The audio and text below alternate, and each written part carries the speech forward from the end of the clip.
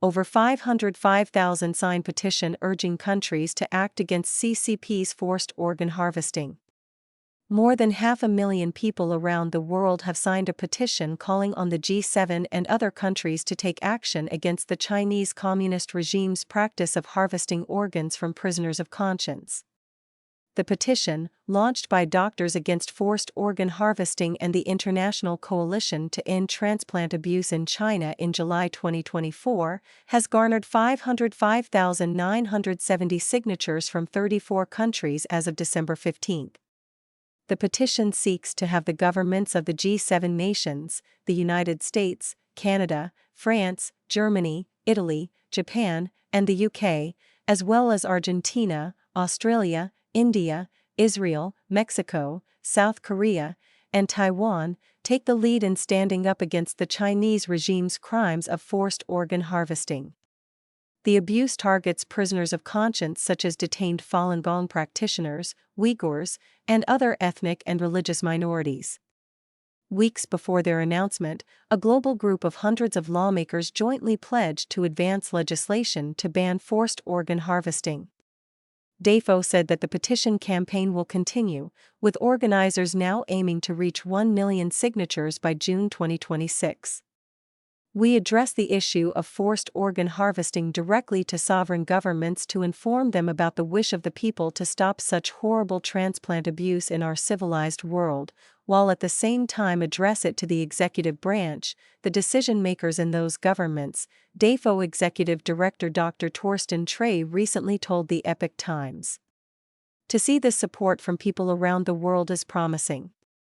Not only do we let people know what China has done in the past 25 years of persecuting Falun Gong, but we also create a platform for people to not stand idle but to contribute to ending it, one signature at a time. Falun Gong, also known as Falun Dafa, is a spiritual discipline rooted in the principles of truthfulness, compassion, and tolerance. Introduced to the public in China in 1992, the practice gained traction through word of mouth, attracting an estimated 70 million followers, according to official estimates at the time. However, by 1999, the Chinese Communist Party, perceiving the group as a threat to its rule, launched a brutal campaign to eradicate it.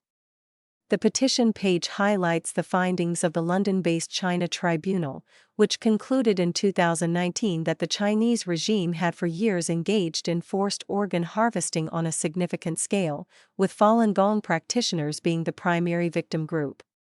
Trey pointed out that his organization previously had a petition campaign to the UN High Commissioner for Human Rights on the same issue from 2012 to 2018, drawing participation from more than 3 million people. That campaign, however, ran into a complex network of rules and regulations, he said, and the UN ultimately took no verifiable action. It took 3 months to set up the current petition campaign, Trey said, adding that it will continue regardless of changes in the top leadership of these countries. Given the speed of signature gathering, he said he believes the petition has great potential to gather support from millions. Every freedom-loving person and every person of faith wants to see this heinous, gruesome persecution and forced organ harvesting of Falun Gong practitioners being stopped, Trey said. The petition urges the 14 countries' leaders to issue a joint declaration condemning the Chinese regime's forced organ harvesting, call for its immediate end, and implement an intergovernmental action plan, including measures to protect citizens from getting transplants in China, suspend transplant-related cooperation, hold annual parliamentary hearings on the issue, and begin investigations to seek accountability. ATTAC Executive Director Susie Hughes told the Epoch Times that the large number of signatures collected so far is a powerful signal that the world is no longer willing to ignore forced organ harvesting. This extraordinary global response shows that forced organ harvesting is no longer a marginal human rights issue, Hughes said. For our organization, it demonstrates the significance of a substantial body of evidence that has been independently examined by legal, medical, and human rights experts and is recognized as credible and compelling. The persecution of Falun Gong continues to this day, with many practitioners of the spiritual discipline imprisoned in detention facilities, labor camps, and brainwashing centers. Minghui.org, a website dedicated to tracking the persecution of Falun Gong in China, has reported forced labor, torture, and deaths. DAFO Deputy Director Harold King said he and many others involved are in awe of the various nonprofits that held signing events around the world in support of the campaign. People instinctively understand the danger that these crimes represent, he told the Epoch Times.